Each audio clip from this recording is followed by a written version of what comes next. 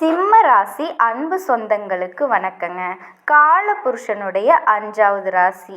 எதுலையும் தைரியமான குணம், நீதிக்கும் நேர்மைக்கும் சொந்தக்காரங்க. கண்ணியம், கட்டுப்பாடு அப்படின்னாவே சிம்ம ராசி தான். ஒரு விஷயம் செய்யணும்னு முடிவு பண்ணிட்டா அதை பின்வாங்கவே மாட்டாங்க. அது தப்பாகவே இருந்தாலும், தனக்கு அந்த விஷயம் தெரியவே இல்லைனாலும் அதை செய்யாமல் விடமாட்டேன், அந்த விஷயத்தை முடிக்காமல் வரமாட்டேன் அப்படிங்கிறதுல ரொம்பவே உறுதியாக இருக்கக்கூடியவங்க. ஆனால் யாரையுமே ஏமாற்ற மாட்டீங்க, பொய் சொல்ல மாட்டீங்க. தலைமை பண்போடு இருக்கணும் அப்படிங்கிறதுல உறுதியாக இருப்பீங்க. உங்ககிட்ட எதுவுமே இல்லைனா கூட எந்த இடத்துலையும் கௌரவத்தை விட்டு கொடுக்க மாட்டீங்க. இதுலேயும் சிம்மத்தை பொறுத்த வரைக்கும் முக்கியமான விஷயம் என்னன்னா, அள்ளி கொடுக்கறதுல வள்ளல்ங்க. உயிரை கூட கொடுக்க தயாராக இருப்பீங்க. சொல்லணும்னா கர்ணனோட ராசின்னு சொல்லலாம். கர்ணன்னா அள்ளி கொடுக்கறதுல வள்ளல். அதே மாதிரி தான் சிம்ம ராசியும் இருப்பாங்க. தன்னை நம்பி யாராவது ஒருத்தர் வந்துட்டா அவங்கள எப்பவும் ஏமாற்றக்கூடாது, எந்த கஷ்டத்தையும் அவங்கள படவிடக்கூடாது அப்படின்னு எல்லாத்துக்கும் உதவி பண்ணுற வள்ளல் படைச்சவங்க சிம்ம ராசிக்காரங்க தான்.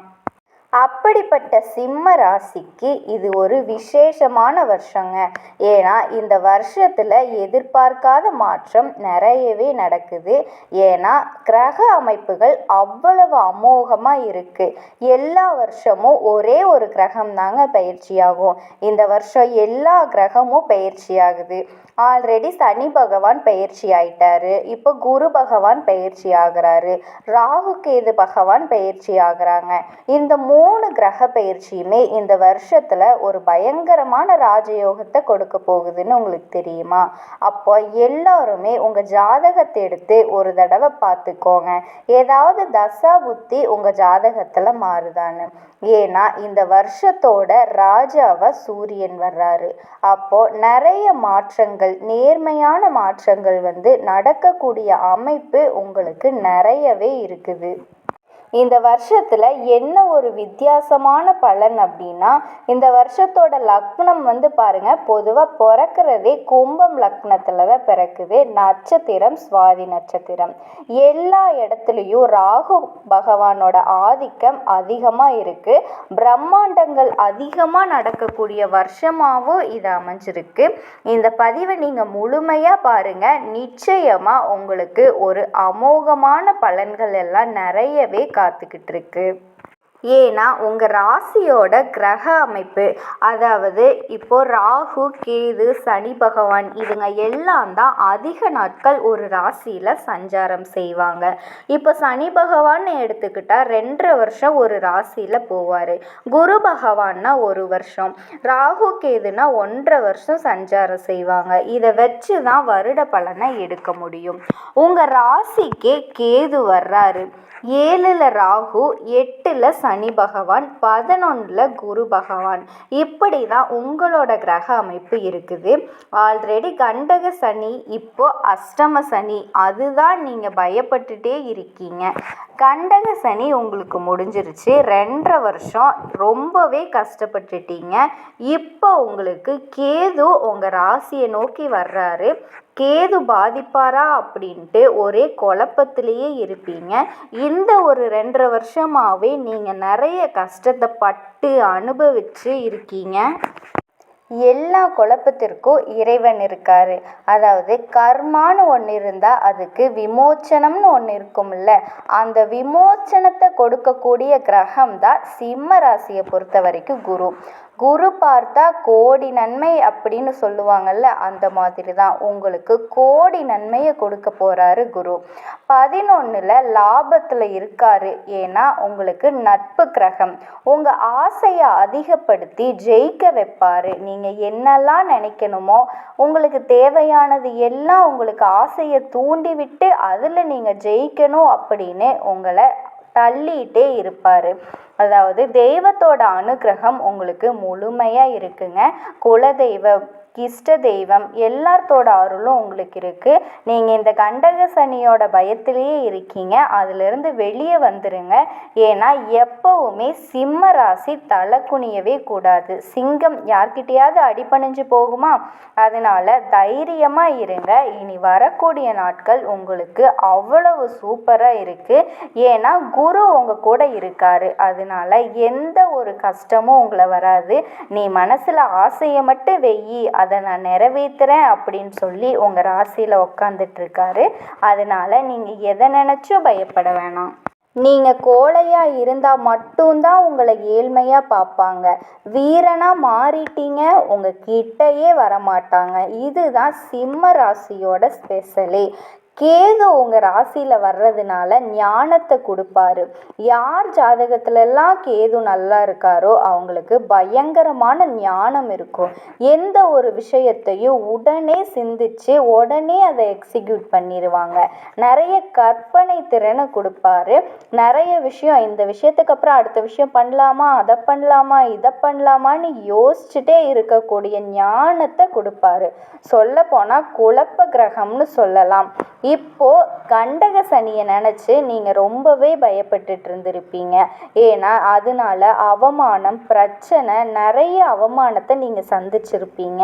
அதாவது மனைவி கணவனுக்குள்ள பிரச்சனை, தொழிலில் பிரச்சனை, திருமணத்தில் பிரச்சனை, வெளிநாடு வெளியூர் போக முடியலை, சொந்தத்தில் பிரச்சனை, நண்பர்கள்கிட்ட பிரச்சனை. நான் ஒருத்தவங்கள முழுசாக நம்பிட்டு இருந்தேன், ஆனால் அவங்க என் முதுகலையே குத்திட்டு போயிட்டாங்க.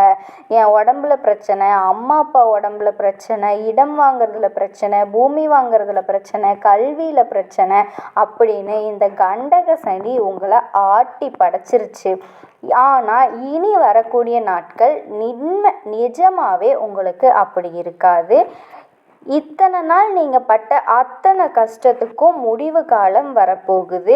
கணவன் மனைவிக்குள்ள நல்ல ஒரு அந்யோன்யம் ஏற்படும். தொழிலில் இப்போ நீங்கள் எந்த விஷயத்தை செஞ்சாலும் அது கண்டிப்பாக வெற்றி அடைஞ்சிரும்.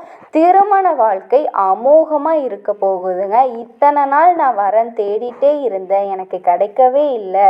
ஆனால் இப்போ திருமண வரன் உங்களை தேடி வரக்கூடிய அமைப்பு இருக்குது. இப்போ நீங்கள் செய்யக்கூடிய தொழிலில் ஏதாவது சின்ன முதலீடு போட்டிங்கன்னா கூட அதில் வெற்றி அடையக்கூடிய வாய்ப்புகள் இருக்குது. வெளிநாடு போய் வேலை பார்க்கக்கூடிய வாய்ப்புகள் இருக்குது. வெளிநாட்டு யோகம் வரப்போகுது. உங்கள் உடம்பில் இருந்த பிரச்சனை, மருத்துவ செலவுகள் கம்மியாக போகுது.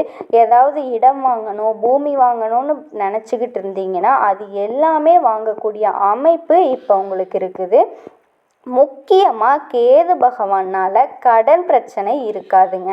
உடம்பு பிரச்சனையும் நல்லா இருக்கும். இந்த 2 விஷயமும் கண்டிப்பாக நீங்கள் நினச்ச அளவுக்கு உங்களுக்கு சந்தோஷம் கொடுக்கும். இனி நீங்கள் போகக்கூடிய பாதை வெற்றி பாதையாக மட்டும்தான் இருக்கும். சிம்ம ராசி சிங்கம் மாதிரி வாழ போகிறீங்க. யாருனாலையும் எந்த ஒரு விஷயத்தையும் தடுக்கவே முடியாது. கிடைக்கிற வாய்ப்பை நல்லா யூஸ் பண்ணிக்கிட்டு வாழ்க்கையில் வெற்றி பெறக்கூடிய நாட்கள் இப்போ உங்களுக்கு வந்துருச்சுங்க. நான் ஏன் இதை சொல்கிறேன்னா, சிம்ம ராசியை பொறுத்த வரைக்கும் எதுலேயுமே நேர்வழியில் மட்டும்தான் போவீங்க. பழகுனா உயிரையே கொடுக்கக்கூடிய ஒரே ராசினா அது சிம்ம ராசி தான். எதுலேயும் தன்னம்பிக்கையோடு இருந்துட்டு எது வந்தாலும் பார்த்துக்கலாம் அப்படிங்கிற ஒரு தைரியத்தோடு இருப்பீங்க. என்ன, நான் எல்லாத்தையும் நம்பி எனக்கு உடம்புல உயிர் மட்டும்தான் இருக்குது அப்படிங்கிற ஒரு சூழ்நிலைக்கு தள்ளப்பட்டிருக்கீங்க. நம்பினவங்க எல்லாம் என்னை ஏமாற்றிட்டு போயிட்டாங்க. நான் ஒருத்தவங்களுக்கு பண உதவி கூட செஞ்சேன், ஆனால் அவங்க எனக்கு திருப்பி கொடுக்கவே இல்லை. எனக்கு கஷ்டம்னு கேட்குறப்ப அவங்க எனக்கு திருப்பி கொடுக்கல. எனக்கு ஏதாவது ஒரு 10 ரூபா தேவைன்னா கூட யாரும் கொடுக்க மாட்டேங்கிறேன். எனக்கு கொடுத்து உதவறதுக்கு யாருமே இல்லை, ஆனால் நான் எல்லாத்துக்குமே கொடுத்தேன். சொந்த பந்தங்கள்கிட்ட எனக்கு எந்த சப்போர்ட்டும் இல்லை. எல்லாருமே நான் தோற்று போவேனா அப்படின்னு நினச்சி தான் எதிர்பார்த்துட்டே இருக்காங்க அப்படின்னு நினச்சி ரொம்பவே வேதனையோடு இருந்த சிம்ம ராசி அன்பர்களுக்கு எல்லா விஷயத்துலேயும் ஜெயிக்கக்கூடிய வாய்ப்பு கிடச்சிருக்கு. கண்டிப்பாக ஜெயிச்சிருவீங்க. இப்போ நட்சத்திர பலன். மக நட்சத்திரம், எந்த ஒரு விஷயத்தையும் பார்த்த உடனே செஞ்சிருவீங்க. ஞானம் உங்களுக்கு அதிகம். ராஜா மாதிரி வாழ போறீங்க. என்ன கேது கொஞ்சம் மருத்துவ செலவு கொடுப்பாரு. மற்ற எந்த விஷயமும் எந்த கஷ்டமும் உங்களுக்கு பெருசாக வராது. பூர நட்சத்திரம், நாகரிகம் அப்படின்னாவே அது உங்ககிட்ட தான்.